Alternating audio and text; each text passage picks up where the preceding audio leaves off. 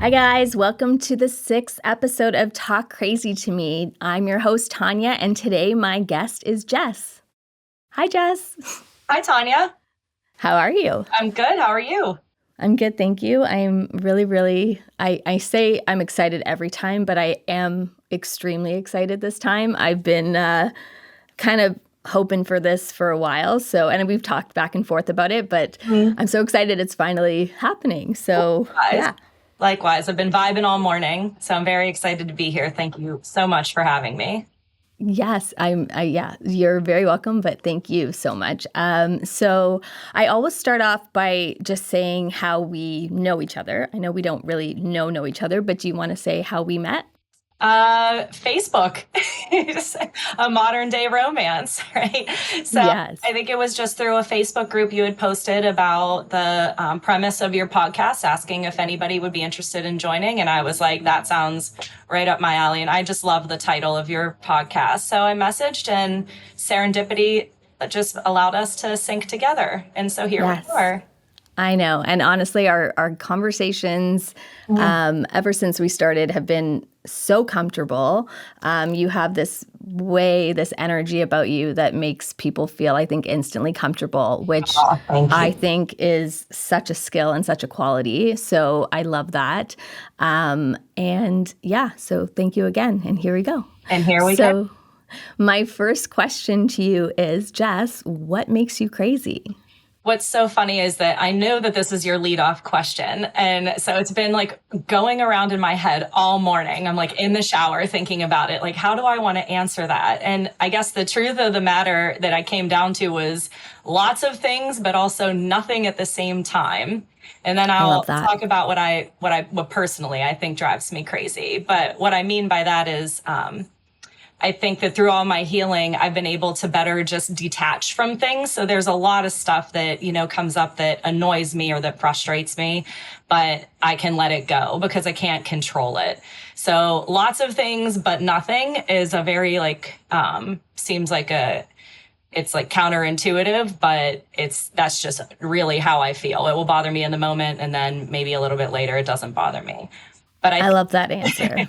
That's a great answer. What drives me the most crazy when I think about personally is when I feel that someone asks me something and then either questions my truth, questions my experience, questions my knowledge, or undermines me in any way. I know that brings out like a really, could be, if I allowed it, nasty and defensive part of me when I feel like someone's just either underestimating me or undermining me, or tells me how I'm feeling, or tells me what I'm thinking. That takes it to the next level. Yeah.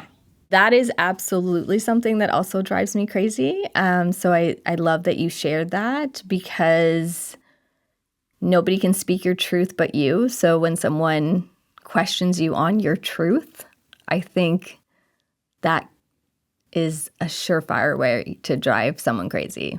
Oh, yeah, for sure. It's a surefire way to also, I think, put people in a position of being on the defense, which then makes you almost look or sound more crazy, because we feel that need to defend ourselves when we know our truth. And sometimes our truths can sound very crazy and could be hard to believe. But as I was sitting, and reflecting all morning leading up to this, that's what I came down with. I love that answer. I hope I didn't make you think about it too hard, but I just think it's someone said it before, it's a loaded question. It is. But you can answer it any way that you feel. And even in the moment, right? Like, what makes us crazy one moment is different than sometimes in the mood or the state that we're in can change that too. Absolutely. But I also love how you mentioned the moments of growth, that things that maybe drove you crazy in the past or had more of a reaction from you before, it doesn't have to hold the same weight anymore. So I love that too. Yes, thank you.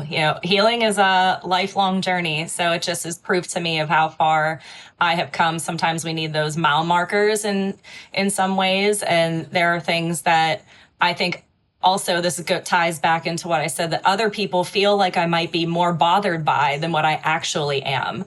Like me having conversation or expressing how I feel about something doesn't mean that then I carry it back home and I'm sitting here and I'm sitting in it. Sometimes I can just express a thought or a feeling or an opinion, and that's where it stays. Right. No, that's great. I love that so much. So can you please tell us a little bit about what you do, like for work? That's also a loaded question. I'll start off with my business. So I am the founder/owner, which sounds very fancy, of my own business called It Ends With You LLC, where I am a somatic and trauma-informed coach. And so coaching is a little bit different, but kind of like therapy. But how I say it is, if you want to know what to do and how to fix it, you kind of come to a coach, right? Because I'm going to tell you exactly like what's going on in your body. I'm going to tell you like what you could do to start to remedy that and pull it all together. I'm also a brain spotting provider, which is a somatic therapy similar to EMDR, where you use eye positioning and how it relates to sensations that you feel in the body so that you can reprocess memories and reprocess feelings that are maybe coming up from the past and affecting the present.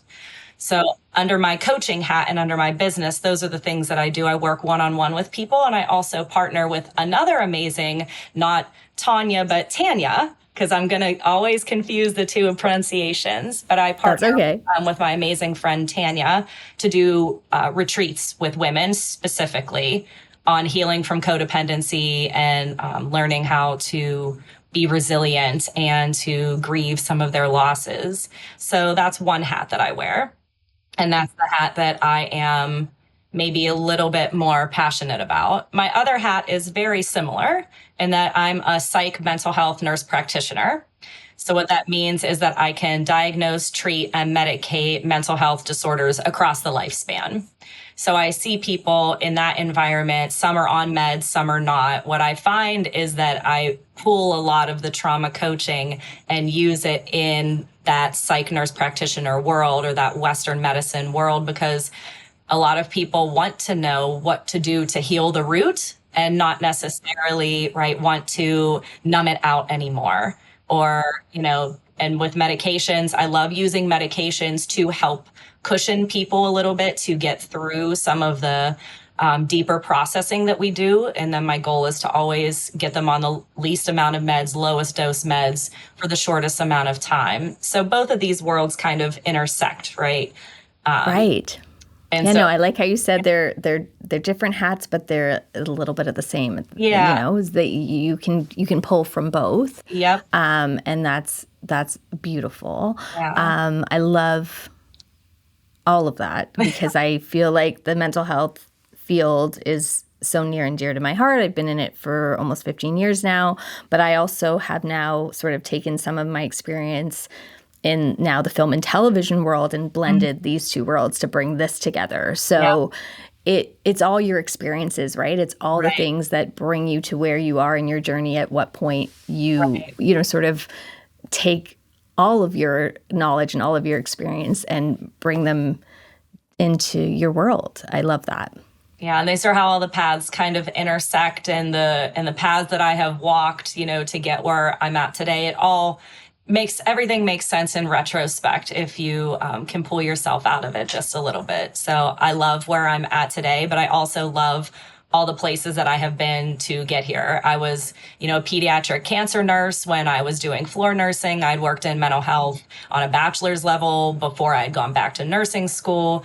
So all these like weird, odd, like random ass jobs that I would have like during school or when I was doing my master's, that life is all about networking. So everything that I did along the way ends up making sense in some way, shape, or form for either what I'm doing now or what I will continue to do.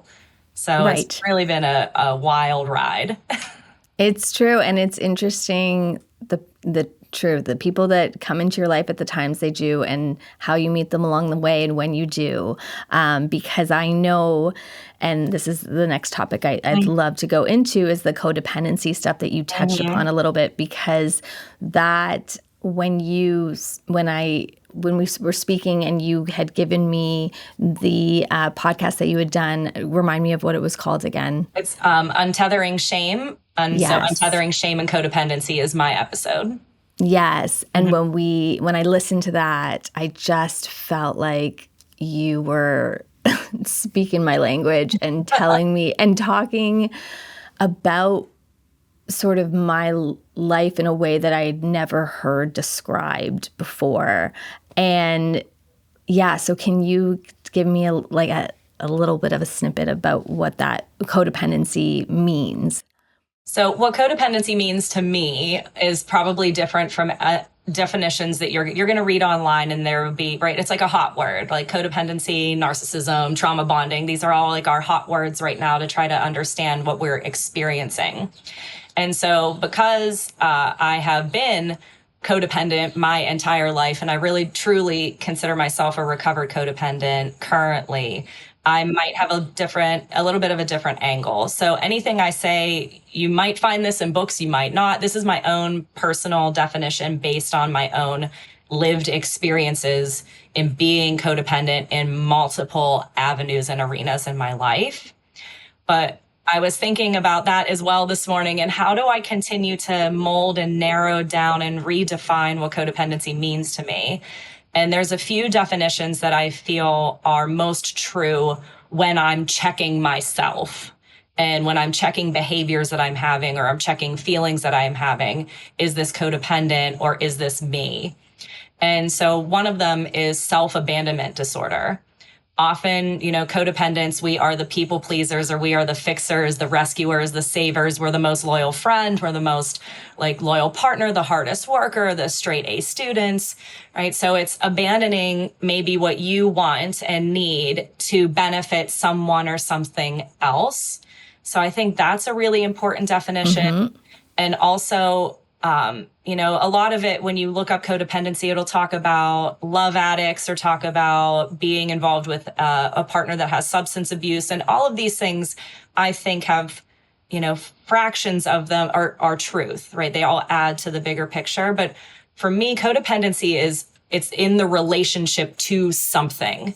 If you are self-abandoning, you don't have a sense of self-love, self-worth, or self-identity. So no matter what that relationship is, a romantic partner, your boss, your sibling, your kid, your job, it's an unhealthy imbalance in our relationship to something else, where we use that other thing, whatever that is that's external to us, to give us our sense of purpose and self-worth.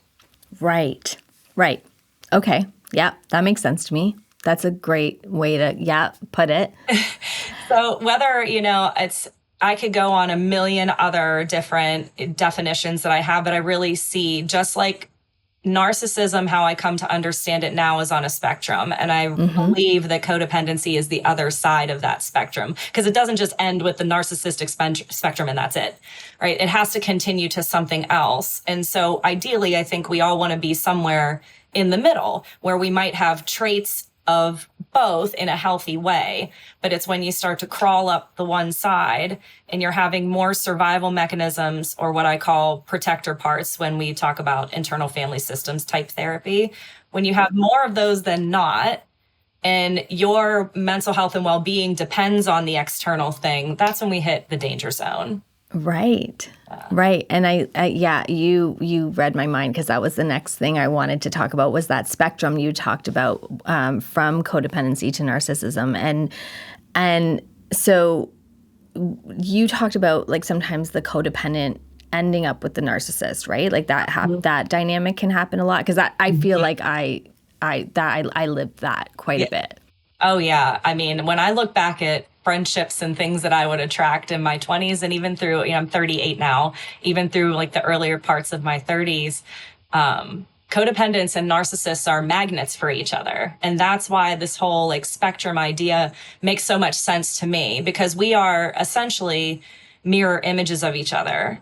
codependents and narcissists and wherever you're at on that spectrum, we all have inner child wounds. Someone who says that they don't have some sort of inner child wound is in fucking denial, because Liars. our parents are amazing. Even Yep. if you had the best parents and the best childhood in the world, right? There is still, everyone has trauma. There are still ways that we interpret other people's behaviors and situations as being our fault. That is a natural child thing to do based on where you're at in, your brain development. But when we have these inner child wounds, codependents and narcissists have the same inner child wounds, whether that is, I'm not worthy enough, I'm not enough, I'm not likable the way that I am, I'm not safe, I don't matter, I'm not deserving. We have those same wounds, but it's how we fill those wounds that pulls you from one side to the other. Right. And so for codependence on this side, right, we use the external thing, whatever that means, in order to allow ourselves to feel safe. Whether that means you overextend yourself for a friend and you're saying yes when you kind of in your gut want to say no when you're exhausted, or you're overextending your boundaries, or you need your partner, whoever your partner may be, to act or behave in a certain way so that you feel worthy. Right. Right. Yeah. Yeah. No, I think I'm guilty of all those things. I mean, so was guilty. Yes, Guilty. this is a conditioning, right? It's just the way that you learn how to survive in the world. Humans are so highly adaptive, and children are so much more perceptive than what we might give them credit for. And they're constantly learning how to adapt in unsafe environments and adapt in safe environments too. Well, you just read my mind again, so stop doing that. Because when you said that, I went back to that little girl that at 5.5 was already starting to help. Yes. And it's funny because my mom always tells, it's a little story time, but my mom always tells me this story of when she was pregnant with my sister, who we didn't know was my sister. Like, we didn't know a girl. We didn't know anything. But she was pregnant with her, and they were telling her there was all these things wrong with the baby. And I was apparently listening to everything because I was the nosy little, I listened to everything. But also you're a kid and you're constantly absorbing. That's like what it's your job. It's your job. Right. Right. So I was listening and heard that there was, maybe going to be something wrong with the baby. So I told my mom to come to school with me one day.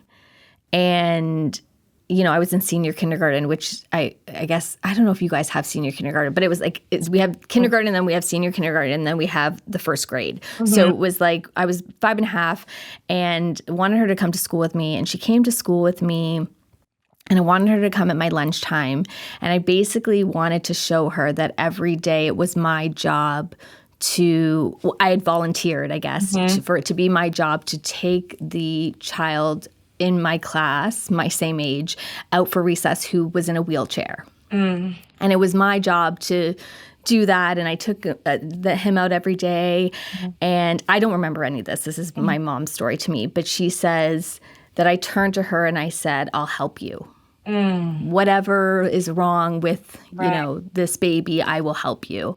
Right. And I hear that now, and two things happen in my brain. One, on one side, it's who I became, right? This helper. And at what point, I don't know exactly, but it was, I can remember hearing that story. I was so young when it was first happening, but I stayed that person throughout my life. I chose a career in, mental health, of helping others. And, it sort of never stopped throughout my life. But and it's a beautiful story that my mom tells, but it's kind of a trigger for me too, because it reminds me of how little I was when I started to take on that parenting sort of role. Right. So that's all of that is now I'm playing that out and trying to discover in my life what that means and how to put up those boundaries now and how to do all the things that you're talking about, because it took me so long to realize. how much I had been doing it sort of without even, like, just automatically. Exactly. Codependency, because we're talking about that side of the spectrum, it is a subconscious drive, a subconscious automatic pattern of behavior. So when we think about addiction, right, there becomes a point, and whether people want to believe it or not, it's literally in the science that consequential thinking for an addict, oh, it's a choice. It is in the beginning. But then when it becomes repetitive and the dopamine pathways get hit and you get rewarded and you feel good and you have all these like happy feelings, that consequential thinking gets bypassed. It doesn't even exist anymore. And then it becomes automatic. Codependency is our addiction, which is why it is probably, I had someone in a codependency anonymous meeting say before that she had beaten, right? She had recovered from alcoholism, from some sorts of drug addiction. And the codependency was the hardest addiction for her to break, because codependency is in our relationships to people. And unless you're going to move to the middle of bumfuck nowhere and not interact, when you're by yourself, yes, like these things will not be as dysregulating or affect you. And that's what people will say. Well, I'm not codependent. I've been single. I can do this on my own. Yes, codependents are also vastly and unhealthily independent. Yes. Because we had at some point learned I might not be able to depend on my caregivers, so I have to do it myself. Yeah. But you as a little girl, it's such a beautiful story, but there was a part of it that made my throat I felt really sad in my throat. And I want to acknowledge that, because a lot of the work that I do is the sensations in the body. And so I'm reflecting and you're telling this story and it's bringing up something in me. And that could be empathy, but it's also probably my own experience of over-parentifying myself and being a helper. Children just want to be accepted. They want to be helpful. And so noticing that I did this when I was younger and that became my subconscious automatic pattern. Is it still benefiting me now? That's the part of the journey, because you can be helpful without being a helper. Right. And it's just about those survival mechanisms that we lean into. I mean, look at my job, all of us that are led to these other serving. Codependency is other serving, right? Self-abandonment. So look at all of us that are led to being teachers, being nurses, being therapists, there's no secret as to why your path was the way it was and my path was the way that it was. And it was that innate, that little girl drive to just be accepted and to be helpful and to have a place. Yeah. Yeah. No, it's a beautiful way of just sort of wrapping it all into, I am almost at a loss for words at just how much you understand it. And I just really think so many people can benefit from hearing about this, because I think when you hear codependent, sometimes it's different from what you're describing. And again, there's no right or wrong, or there's a different perspectives, or you're coming from a different angle and you're saying it's coming from your personal feeling, but it makes so much sense to me.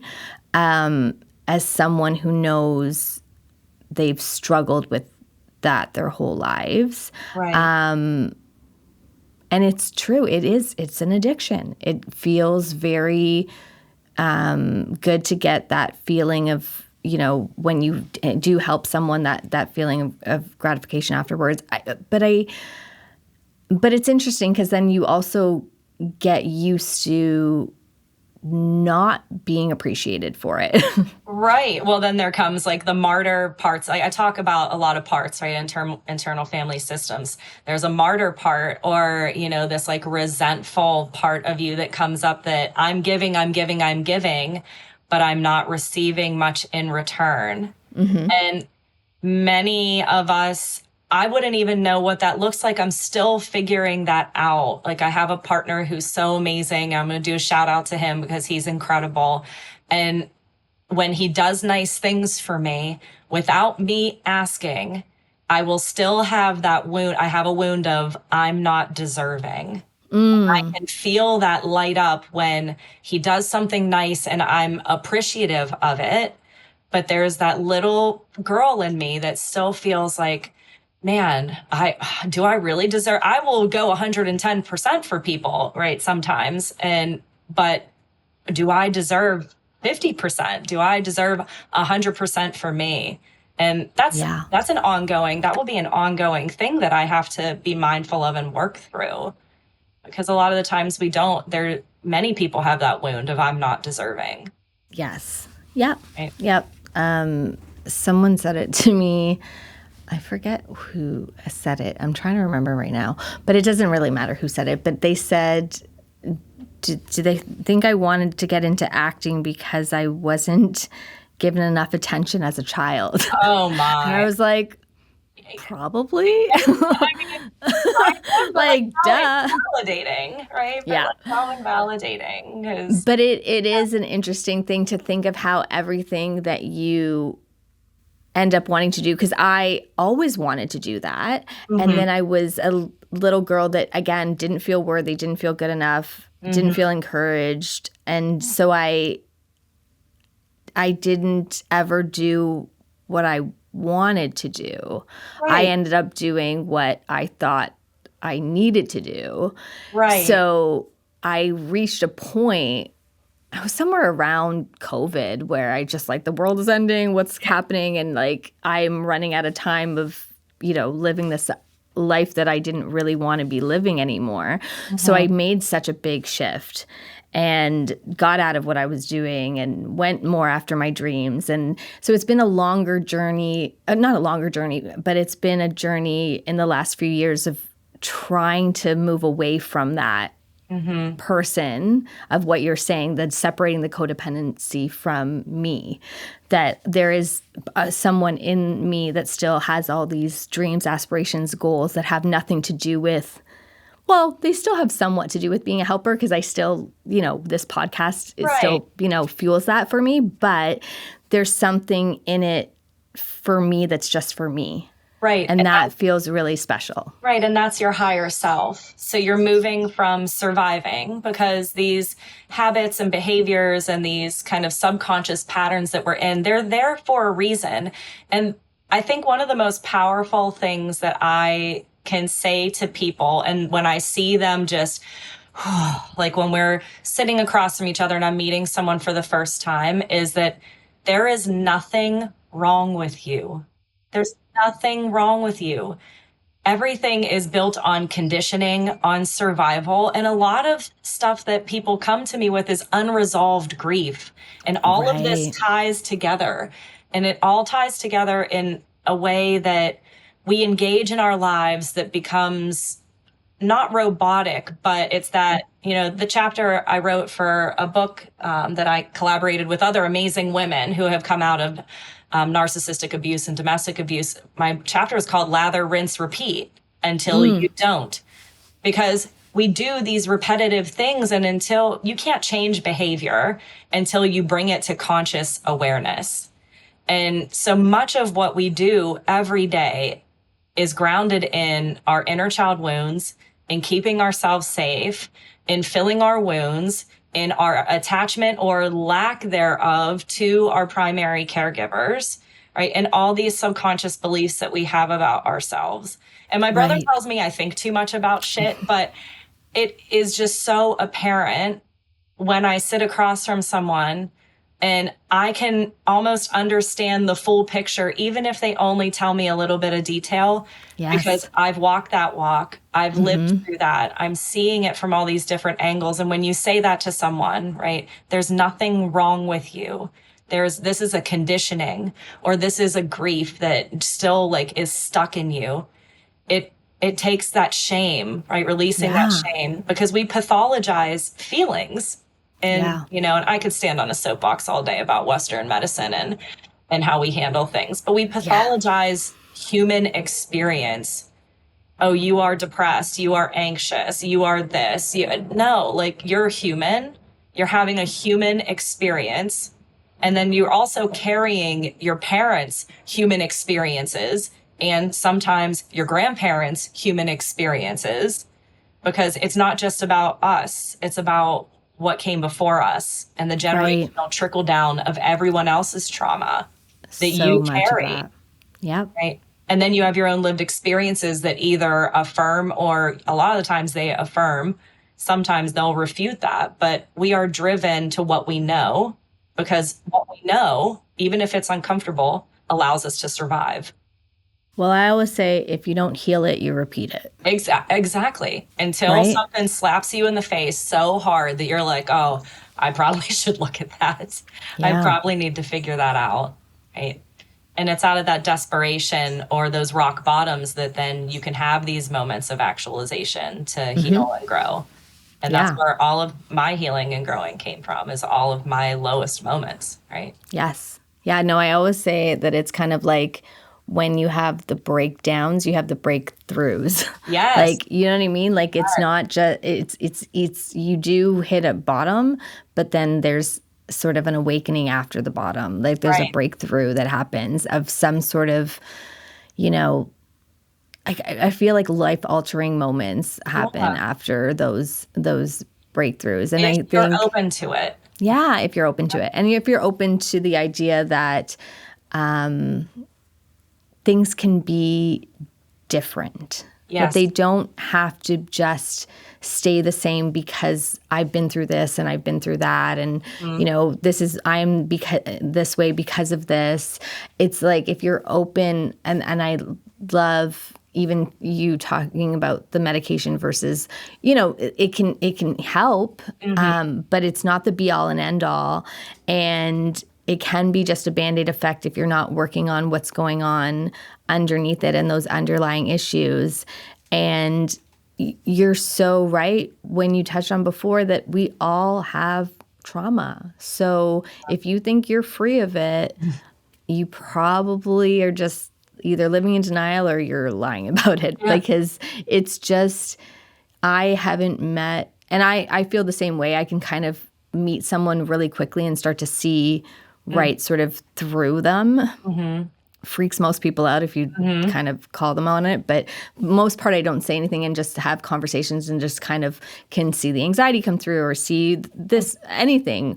And we just all do. And that's what this whole podcast is about, is just when I have a guest come on, as knowledgeable and amazing as you are, it's not just about the clients you work with. It's also what is in it for you. Like, what do you struggle with? Where do you have your own traumas and your own things? Because that's the conversation, speaking about it and just realizing that we all have some type of internal struggle. Absolutely. And I think that is the difference between what I do with coaching and what Western medicine wants me to do with all of my, you know, initials after my name and basically all of my debt too, right? That I've paid. Yeah.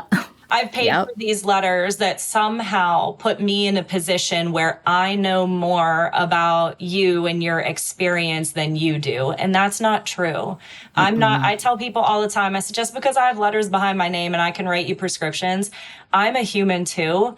And I'm transparent with people when I'm going through something hard. I had a family tragedy recently and I emailed, my week's worth of clients and said, this is what's going on. If I'm showing up and I'm tearful or I'm spacey or I'm forgetting to email you back, this is what's going on so that you can understand that I am also a human. I'm no different from you. I don't know better than you about yourself, but I will help you understand some of the layers to that onion as to why you are the way that you are, why you behave the way that you do. I love that so much because it brings up so much for me too. One that I remember years and years ago in the mental health field, being told that I should never cry in front of I cry in front of all my clients. Right. And I remember hearing that and thinking, that's not right. Right. Why would I never cry? And then I had this moment for the first time where I did cry in front of a client. And I worked with kids, so I get the idea of, being strong for them and resilient and whatever. But they also need to know that we're human, and they also need to know that we cry and we fall down and we get back up and all of those things. And write that right there. I just want to pause you. We need to be strong for them. That is something that, the generations before us, this whole pull it up by your bootstraps and keep moving on. This is why our generation is putting a stop to that. Right. It's so unhealthy. Yeah. Why would I not show someone else the human side of me, and then we share in that and process that together? Yeah. And that was in a mental health facility. Right. It was like, I was like, wait a second. So I'm supposed to pretend that I don't have any mental health issues because that somehow makes me, it was so, and I was young. I was in my, I was in my 20s, and I just remember thinking, no, if this is how it works and this is how it's got to be, I'm in the wrong place. Yeah. Because the best moments that I've had with kids, the best moments I've had with anyone are when I'm being the most real and the most vulnerable, and they see that you're human and that you can, learn from each other, not just a one-way street. Right. And children, well, first, we are all wired for connection. We are animals at the core. We are wired for connection from the front part of our brain. Like, we need that to be grounded, present, to even thrive in our higher selves. So when you think about who you're surrounding yourself with, are people pulling, uplifting you, or do you feel drained? Mm-hmm. But children specifically, they don't have that part of their nervous system developed yet, that ventral vagal part that keeps them grounded and connected. They have to learn that from people around them. So when we're born, we're already born with fight, flight, and freeze. But there's a fourth part to that rest and digest part that we learn from other people around us. And if the people around us are teaching us, be strong for others, or take your emotions and go to your room, or to grieve alone, or to replace the loss, right? How is a child ever going to learn how to sit in a feeling, know that the feeling won't last forever, and then let the feeling process out?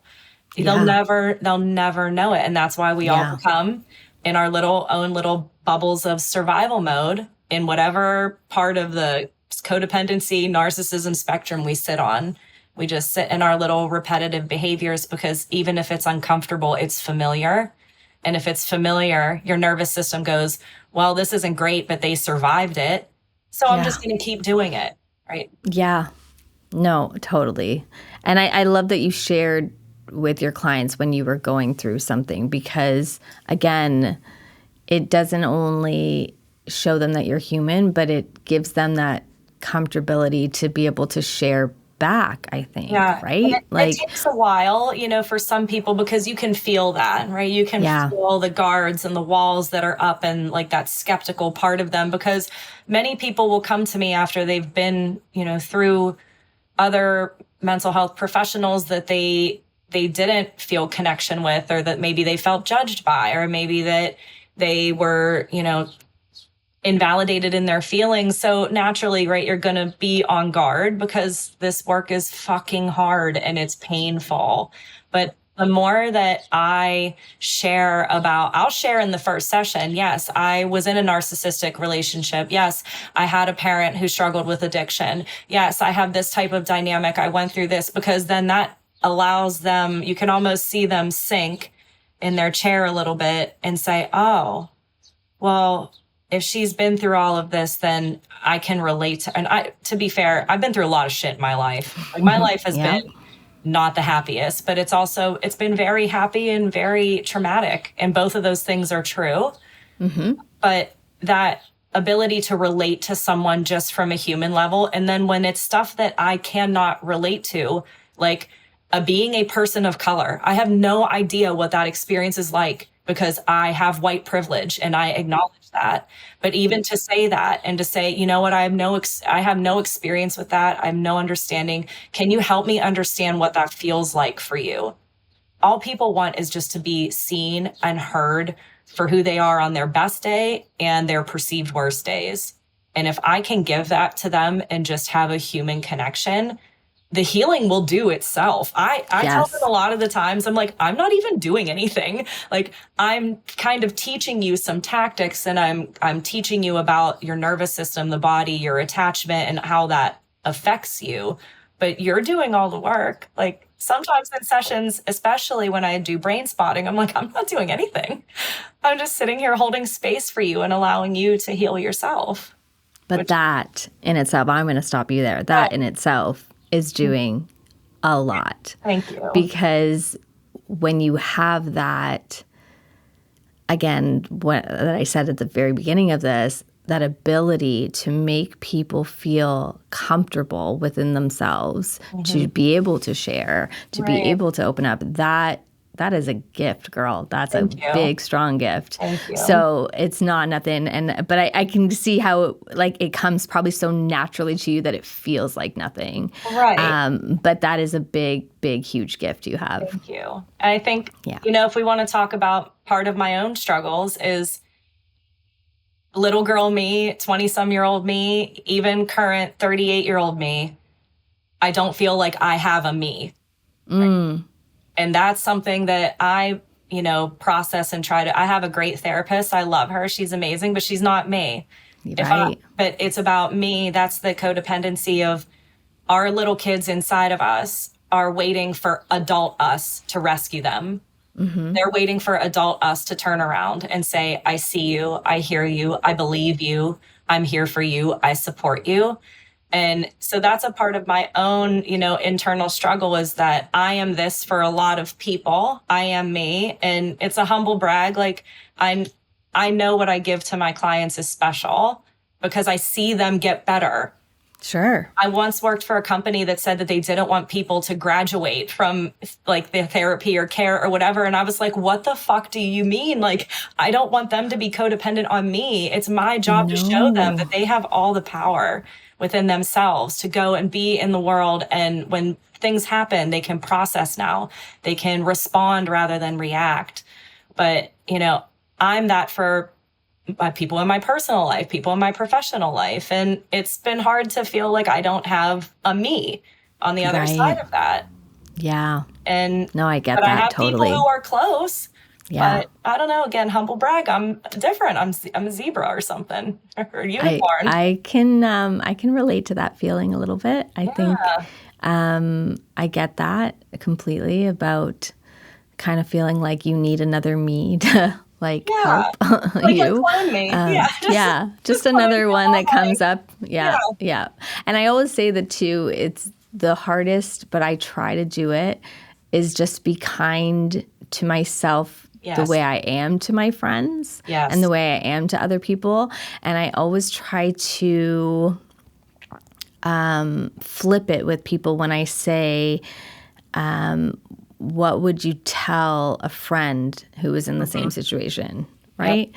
Because I think it's, for some reason, and I guess, it's all related to what we've been talking about, but it's easier to be kinder to others than it is to ourselves. Absolutely. And so I try to kind of remind myself of how to treat myself the way I always treat others. So, and that's where, that's kind of the separation from that I see in the codependency, narcissism spectrum, right?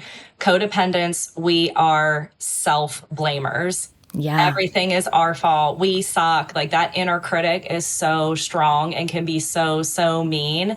So we internalize and self-blame and serve others, while narcissists other blame and self-serve. Yeah. And that's kind of the biggest distinction when I'm looking at motivations for behavior, or, kind of just trying to pick up on what protector parts and survival mechanisms someone's exhibiting. That has been one of the biggest differences that I have seen in the ways that I can kind of bucket it in my head. Right.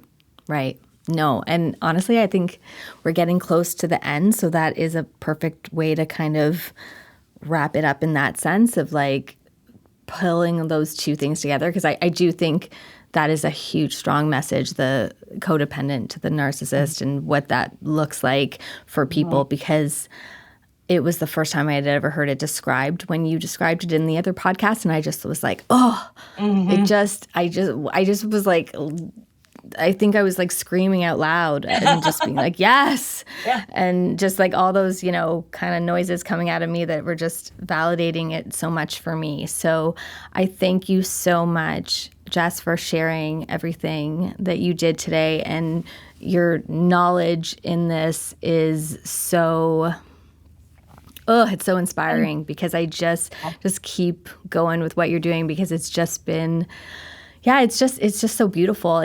I love the blending the two of your worlds. I love the honesty, you can just like feel your authenticity, and that is rare in this world, to feel like someone's just speaking their truth all the time, because, most of us are putting on our mask, right, at some points. We all mask. And there are times where, and it's the difference between, am I choosing to put that mask on right now, like, right, my customer service voice, or is there the compulsion there that I can only be that way? And that's where I really try to help people dive into that codependency, choice versus compulsion. But thank you. Like, it has been such a pleasure.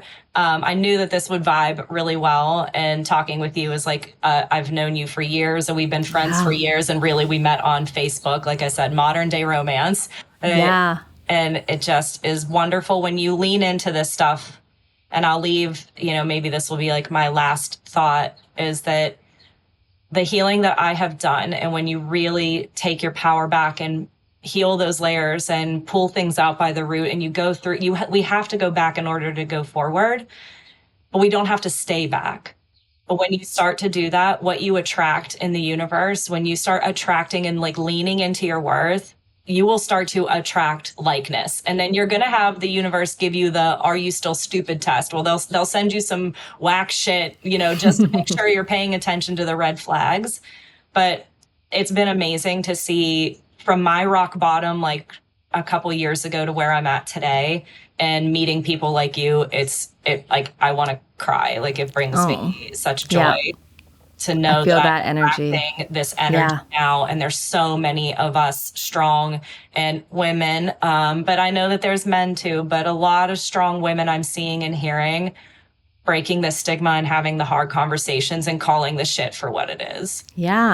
Just call it out and be real about it, because you don't even realize how much it connects the world, to each other. And I have to shout out where you're from. You're from where in Pennsylvania? Pittsburgh, Pennsylvania. Yes. And so I love that, so that we get to, we're, across the border, and we still, can share so much. It doesn't, I tell people when I meet them, like, I've met people overseas in my trainings, that there's not a lot that separates, the cells of my body from this computer screen to the cells of your body. We are more connected than we think that we are. It's just leaning into that. Yes, absolutely. So thank you for this. This was so fun. Thank you. It was so fun. And I everything that we talked about, I honestly had wanted to touch upon. I don't think there's anything I missed. I mean, I'm sure we could still go on forever, but I know the key points that I was hoping would come up did organically, which I love. So thank you so much, Jess. I really, really appreciate it. Thank you. And that's a wrap on episode 6. Thank you, Jess, so much for coming on and sharing. And if you're interested in being a guest, please get in contact with me, DM me, comment below, whatever way you can, because this conversation is going to keep on going. Thank you so much for joining today, guys. See you soon. Bye.